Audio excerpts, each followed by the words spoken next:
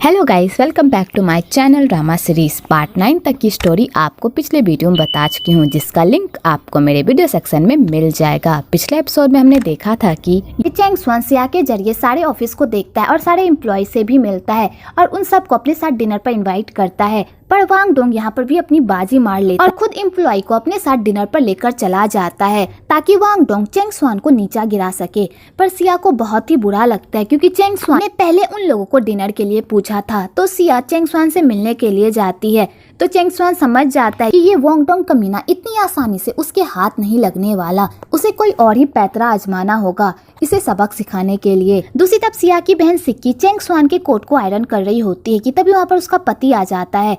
तो सिक्की अपने पति के साथ रोमांस करने में बिजी हो जाती है, जिस चक्कर में वो चेंग स्वान के कोट को जला देती है। तो सिक्की ये सब देखकर पूरी तरह घबरा जाती है और अपने इस कारनामे को छुपाने के लिए कोट को चुपचाप समेट के रख देती है ताकि किसी को इस बारे में पता ना चले। अगले दिन सिया ऑफिस जाती है और उस कोट को चेंग स्वान को दे देती है। तो चेंग स्वान कहता है, सारे लोगों को मीटिंग में बुलाओ, मैं उन लोगों के साथ मीटिंग करना चाहता हूँ और मैंने जो तुम्हें कुछ डॉक्यूमेंट कॉपी करने के लिए दिए उन सारे डॉक्यूमेंट को कॉपी करके सारे एम्प्लॉय में बांट दो, ठीक है। तो सिया कहती है ठीक है और सिया वहाँ से चली जाती है। आगे चेंग स्वान वांग डोंग का असली चेहरा पूरे स्टाफ के सामने लाने की ठान लेता है क्योंकि जब तक वांग डोंग का असली चेहरा सारे स्टाफ के सामने नहीं आएगा तब तक वो स्टाफ के दिल में जगह नहीं बना पाएगा। आगे चेंग स्वान उसी कोट को पहनकर मीटिंग रूम में चला जाता है। तो सारे लोग जब उसके कोट की ऐसी हालत देखते हैं तो वो लोग खूब हंसते हैं, पर चेंग स्वान को इस बारे में कुछ पता ही नहीं चलता। जब सिया ये सब देखती है बेचारी तो पूरी तरह पागल ही हो जाती है। आगे चेंग स्वान वांग डोंग की करतूत सामने लाने की कोशिश करता है पर बेचारे के हाथ कुछ भी नहीं लगता। आगे वांग डोंग चेंग स्वान को कहता है, तुम इस प्रोजेक्ट पर काम कर रहे हो तो तुम्हें एक असिस्टेंट की जरूरत पड़ेगी, तो तुम मेरे 2 बंदों में से किसी को चुन लो। तो चेंग स्वान समझ जाता है कि ये वांग डोंग कमीना अपना बंदा उसके पास इसलिए दे रहा है ताकि वो लोग उस पर नजर रख सके। पर चेंग स्वान इतना भी कच्चा खिलाड़ी नहीं होता, तो वो वांग डोंग के बंदों को रिजेक्ट करके सिया को चूज करता है और कहता है सिया मेरी हेल्प करेगी, वैसे भी ये सेक्रेटरी है और इससे बेहतर मेरी कोई हेल्प नहीं कर सकता। और चेंग स्वान ये कहकर वहाँ से चला जाता है। आगे बेचारी सिया सोच रही होती है कि वो चेंग स्वान का सामना कैसे करेगी, पर वो हिम्मत जुटाकर चेंग स्वान के पास जाती है और उस कोट के लिए माफी मांगती है। तो चेंग स्वान पहले तो उस पर खूब गुस्सा करता है और कहता है तुम्हें पता है ये कोट कितना महंगा है। तो चेंग स्वान कहती है हाँ मुझे पता है, मैं इसके पैसे दे दूंगी। तो चेंग स्वान कहता है मुझे इसके पैसे नहीं चाहिए, इसके बदले मुझे कुछ और चाहिए। तो सिया जैसे ये सुनती है तो वो पूरी तरह डर जाती है क्योंकि उसे लगता है कि शायद चेंग स्वान इसके बदले उसके साथ रात गुजारना चाहता है। तो सिया कहती है मैं इस कोट के बदले अपने शरीर को नहीं बेच सकती, मुझसे ये नहीं होगा। तो चेंग स्वान कहता है क्या तुम पगला गई हो, मेरा कहने का ये मतलब नहीं था, क्या तुम मेरे साथ डिनर पर चलोगी। तो चेंग स्वान जैसे ये सुनती है तो वो पूरी तरह शॉक्ड हो जाती है और उसे लगता है कि चेंग स्वान उस पर लाइन मार रहा है और उसे डेट के लिए पूछ रहा है। तो चेंग स्वान कहती है मैं आपके साथ नहीं जा सकती क्योंकि आज रात में बिजी हूँ। और सिया ये कहकर वहाँ से चली जाती है। आगे चेंग स्वान जैन को इस बारे में बताता है तो जैन ये बात सुनकर खूब हंसता है और कहता है तुम पागल हो गए हो, तुम किसी लड़की को इस तरह कैसे पूछ सकते हो, अगर तुम इस तरह पूछोगे तो उसे लगेगा ही ना कि तुम उसे डेट के लिए पूछ रहे हो। तो चेंग स्वान कहता है मैं उसे कोई डेट के लिए नहीं पूछ रहा था, मैंने उसे अपने साथ खाने पर इसलिए बुलाया था ताकि मैं उससे कंपनी की इन्फॉर्मेशन ले सकूँ। वैसे भी वो इस कंपनी में 6 साल से काम कर रही है तो उसे उस कंपनी के बारे में पूरी जानकारी होगी। कि तभी सिया भी उस रेस्टोरेंट पर अपने एक डेट पर आई हुई होती है। तो जैन जैसे उस बुढ़े को देखता है तो वो कहता है इस सिया के टेस्ट को क्या हो गया, वो इस बुढ़े को डेट कर रही है। तो चेंग स्वान को बहुत मन होता है उस बुढ़े को देखने का, पर वो पीछे मुड़कर नहीं देखता।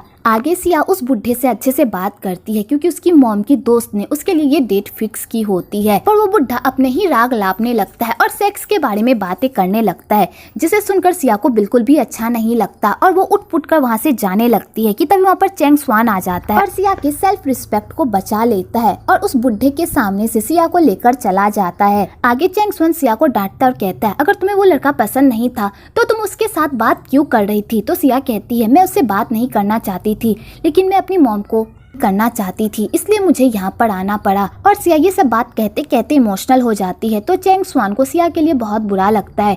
तो चेंग स्वान सिया को कहता है चलो मैं तुम्हें घर छोड़ देता हूँ। आगे चेंग स्वान सिया को घर छोड़ रहा होता है तो रास्ते में वो दोनों तारे की बातें करने लगते हैं क्योंकि उन दोनों को ही तारे पसंद होते हैं और दोनों की चॉइस एक दूसरे से बहुत मिलती जुलती है। और चेंग चेंग स्वान ये सब सुनकर सिया को ही देखता रह जाता है। आगे चेंग स्वान सिया को घर छोड़कर वहाँ से चला जाता है। इधर सिया के पेरेंट्स सिया से पूछने लगते हैं कि उसकी डेट कैसी गई। तो सिया अपनी मॉम को क्या बताती कि जिस बंदे के साथ उसकी मॉम ने डेट फिक्स की थी वो एक नंबर का घटिया और कमीना इंसान था। तो सिया अपनी मॉम से झूठ बोलती है कि उसका एक बॉयफ्रेंड है जो उससे बहुत प्यार करता है। तो उसकी मॉम और उसकी बहन ये सब सुनकर बहुत ही खुश हो जाते हैं कि तभी उधर से चेंग स्वान आता है, क्योंकि सिया अपना सॉल चेंग स्वान के कार में ही भूल गई होती है, जिस वजह से चेंग स्वान को सिया को वो सॉल देने के लिए आना पड़ता है। तो सिया की माँ और उसकी बहन जैसे ही चेंग स्वान को देखते हैं तो उन्हें गलतफहमी हो जाती है कि ये सिया का बॉयफ्रेंड है। तो सिया की मॉम चेंग स्वान को देखकर खुश हो जाती है और उसे अपने दामाद की तरह ट्रीट करने लगती है। तो बेचारा चेंग स्वान ये सब देखकर तो पूरी तरह पगला जाता है। तो सिया अपनी मॉम और अपनी बहन को ये बात नहीं बता पाती कि चेंग स्वान उसका बॉयफ्रेंड नहीं है। तो सिया को मजबूरन चेंग स्वान को वहाँ से जबरदस्ती लेकर जाना पड़ता है। आगे चेंग स्वान सिया पर खूब गुस्सा करता है। तो सिया कहती है प्लीज मुझे माफ कर दो, मेरी वजह से तुम्हें बहुत कुछ सहना पड़ा, लेकिन अगर मेरी मॉम को इस बारे में पता चल जाता है कि मेरा कोई बॉयफ्रेंड नहीं है तो वो फिर से मुझे डेट पर भेजने लगती, इसलिए मुझे उनके सामने झूठ बोलना पड़ा, प्लीज मुझे माफ कर दो। तो चेंग स्वान को बहुत ही गुस्सा आता है और वो सिया को अपने करीब खींच लेता है कि तभी सिया देखती है कि उसकी बहन और माँ ऊपर से उसे देख रहे हैं। तो सिया अपनी बात को सच साबित करने के लिए वो चेंग स्वान को किस कर लेती है। तो उसकी माँ और बहन ये सब देखकर तो खुश हो जाते हैं और वो लोग वहाँ से चले जाते हैं।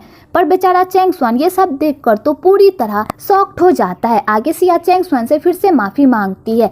तो बेचारा चेंग स्वान कुछ भी नहीं कह पाता और वहाँ से चला जाता है। पर चेंग स्वान को भी वो किस बहुत ही अच्छा लगा होता है। अगली सुबह सिया के पापा अपने दोस्त की बेटी की शादी में जा रहे होते हैं तो उनके पास एक अच्छी टाई नहीं होती। तो सिया ये सब सुन लेती है और काम पर जाने लगती है कि तभी सिया की मॉम सिया के पापा को बता देती है कि सिया का एक बॉयफ्रेंड है।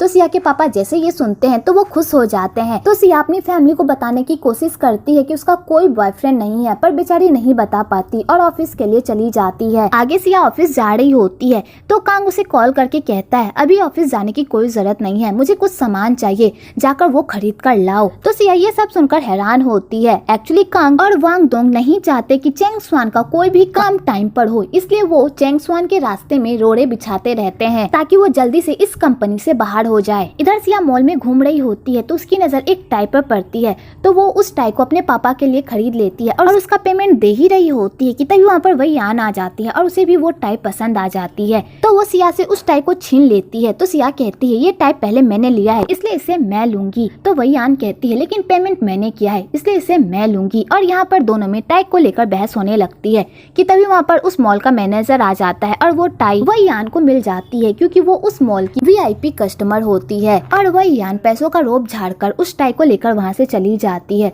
तो बेचारी सिया को बहुत ही बुरा लगता है कि इस दुनिया में सिर्फ पैसों वाले की ही कदर है। आगे सिया ऑफिस आती है तो चेंग स्वान उसे खूब डांटता है कि वो ऑफिस इतने लेट क्यों आई। तो सिया कहती है क्योंकि कांग सर ने मुझे लेट आने को कहा था। तो चेंग स्वान कहता है अगली बार अगर तुम ऑफिस लेट आओ उससे पहले तुम मुझे इन्फॉर्म कर दिया करो और जब तक मैं तुम्हें ऑफिस लेट आने को ना कहूँ तब तक लेट मत आना, समझी। आगे वो दोनों मीटिंग के लिए जाने लगते हैं। तो चेंग स्वान सिया को ऐसे कपड़ों में देखकर उसे ही देखता रह जाता है क्योंकि सिया बहुत ही सुंदर लग रही होती है और चेंग स्वान की नजरें उससे हट ही नहीं रही होती है। आगे वह यान चेंग स्वान को कॉल करती है और उसे ऑर्डर देती है कि अभी वो उससे मिलने के लिए आए। तो चेंग स्वान अपने पापा की परी का ऑर्डर मानने से मना नहीं कर सकता और उसे अपनी सारी मीटिंग छोड़कर वह यान से मिलने के लिए जाना ही पड़ता है। आगे वह यान चेंग स्वान को वो टाई देती है और कहती है इसे पहन लो। तो चेंग स्वान उसे पहन लेता है। आगे वह यान चेंग स्वान के साथ सारे मीडिया वालों के सामने शो ऑफ करती है कि उन दोनों के बीच बहुत ही प्यार है और वो दोनों लवी डबी कपल हैं।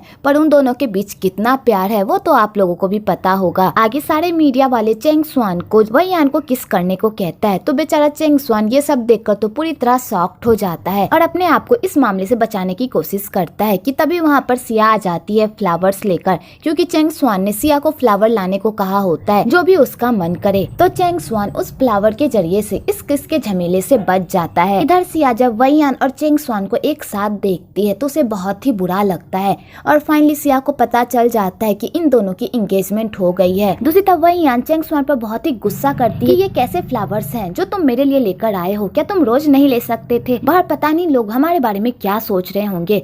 तो चेंग स्वान वही यान की सारी बकवास सुन लेता है क्योंकि वो तो सिर्फ सुनने का ही काम करता है, क्योंकि उसमें तो हिम्मत होती ही नहीं कि पापा की परी की कोई भी बात काट सके। आगे वो लोग साथ में डिनर करने के लिए जाते हैं तो पापा की परी पापा को जो भी कहती उसके पापा उसकी सारी बात मान लेते हैं और चेंग स्वान को भी मजबूरन वही यान की बातों में हाँ मिलाना ही पड़ता है। पर चेंग स्वान भी इन सब से पूरी तरह थक जाता है तो चेंग स्वान सीधा वही यान से पूछता है कि आखिरकार मैं तुम्हारे लिए हूँ क्या, तुम मुझे अपने लिए क्या समझती हो, क्या तुम्हारे दिल में मेरे लिए कोई फीलिंग्स नहीं है। तो वैयान कहती है मेरे अंदर तुम्हारे लिए कोई फीलिंग्स नहीं है और तुम्हें भी पता है कि मैं तुमसे प्यार नहीं करती और ना ही तुम मुझसे प्यार करते हो, इसलिए जैसा चल रहा है वैसे ही चलने दो, तुम अपनी लाइफ और मुझे अपनी लाइफ जीने दो। और वैयान ये कहकर वहाँ से चली जाती है तो चेंग स्वान को बहुत ही गुस्सा आता है। वेल चेंग स्वान वैयान की सारी बातें क्यों मानता है, वो उसे पलटकर जवाब क्यों नहीं देता और इन दोनों की क्या स्टोरी है वो तो आपको आने वाले एपिसोड में ही पता चलेगा।